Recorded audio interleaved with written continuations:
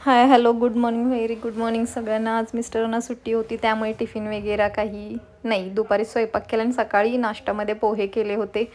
मग सगळ्यांना गरमागरम पोहे सर्व करत होते. पिहूला पण दिले थोडे. तर तुम्ही मागच्या व्हिडिओमध्ये बघितलंच होतं की पिहूला मी असं दाखवलं होतं की अंगावर काय झालं, तर ते मी दाखवून आलो हॉस्पिटलमध्ये. ते चिकन पॉक्स झालं असं सांगितलं आहे. त्यामुळे तिची एक्झाम असून सुद्धा टीचरांना कॉल केला होता. त्यांच्या टीचर 2 दिवस पाठवू नका म्हणले आहे स्कूलला. मग काल आणि आज स्कूलला गेली नाही. उद्यापासून तिला आम्ही पाठवू स्कूलला. एक्झामचा ॲडजस्ट करतो बोलल्यात, मॉरल टेस्ट असल्यामुळे. मग इथे नाश्त्यामध्ये ग्रेप्स आणि हे ग्रेप्स घेतले होते मी खायला पोहेसोबत. तर हा व्योम सगळे घेऊन खाऊन खाऊन थुकत होता तिथे. पिहूला खूप खूप 2-3 दिवस झाला बराच त्रास झाला आहे चिकन पॉक्समुळे. फुल अंग तिचं खाजवत होतं रात्रभर. हा व्योमनी अर्धा ग्रेप्स खाल्ला आणि माझ्या प्लेटमध्ये ठेवल्या. मला वाटलं फुलच ठेवले, बघते तर खालून अर्धं खाल्लं होतं. बघा ते कसं काय ठेवलं, सजवून डेकोरेट करून ठेवलेलं त्यानं.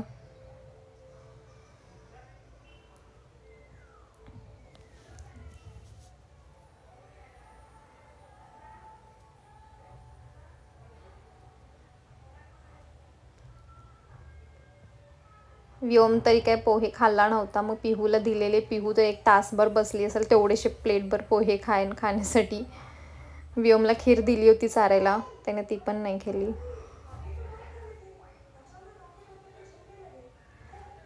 मी नंतर सगळं आवरलं होतं. सगळं आवरून देवाला जाणार होतो, कारण मुलांना बरं नसलं ना तर काहीच सुचत नाही अशा वेळेस. तरी मी कम्प्लिटली ब्लँकच होते. पिहू खूप त्रास होत होता त्याच्यामुळे मी देवाला इथे दर मंगळवारी मंगाईला जात होते. मंगाई म्हणून एक देवीचं मंदिर आहे, ते खूप असं चांगलं हे आहे, वाईब्स येतात तिथे. मग पिहूसाठी मी येते बोलले होते आज.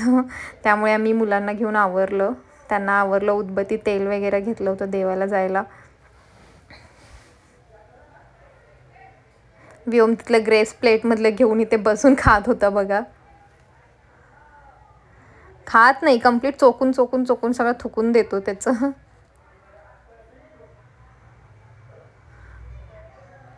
पिहूला ती पिशवी ठेवायला लावली, गाडीला अडकवायला. आम्ही खाली आलो होतो तिघंसुद्धा. त्यांचे पप्पा अजून लॉक करून येत होते, वेट करत होतो खाली येऊन. मग आम्ही गेलो. हेच ते मंगाईचं मंदिर आहे.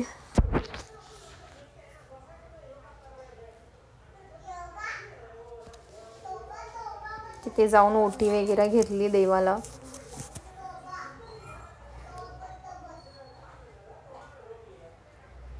त्यांच्याकडे उदबत्ती काढून दिली होती लावायला. मी उदबत्ती लावत होते. पिहूकडे कापूर तिला घाल म्हणलं त्याच्यामध्ये.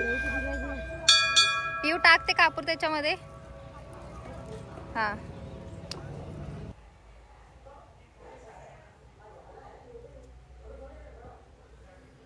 कोणतंही मंदिर कसंही किती मोठं असू दे छोटं असू दे, पण मंदिरामध्ये गेले की एक पॉझिटिव्ह वाईब्स येतात. मग पिहूचं असं बघून मला देवाला मी येते ओटी भरायला असं म्हणल्यामुळे मी जायचं म्हणलं, काही पण होऊ द्या जाऊनच या. मी पिहूला बाहेर तरी घेऊन गेलो नव्हतो कुठे, माझ घेऊन गेलो होतो देवाला.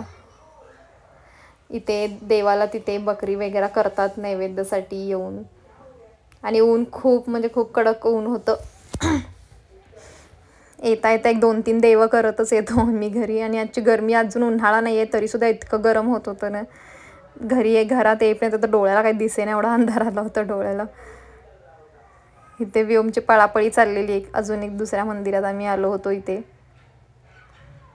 मला संध्याकाळी इथे मम्मीचा आणि साक्षीचा कॉन्फरन्स कॉल चालू होता. मी त्यांना दाखवत होते, व्हिडिओ करतेला दाखवत होते. इथे चहा आणि दूध ठेवलं होतं. भांडी तरी माझी सकाळची नाश्त्याची दुपारची जेवणाची भरपूर भांडी पडले होते. आणि आता इथंपर्यंत तरी होल डे खूप सगळं नॉर्मल चालू होतं. पण सडनली चला माझा चहा वगैरे झालेला. व्योम पण उठून येतो, ते दिसेल बघा व्हिडिओमध्ये.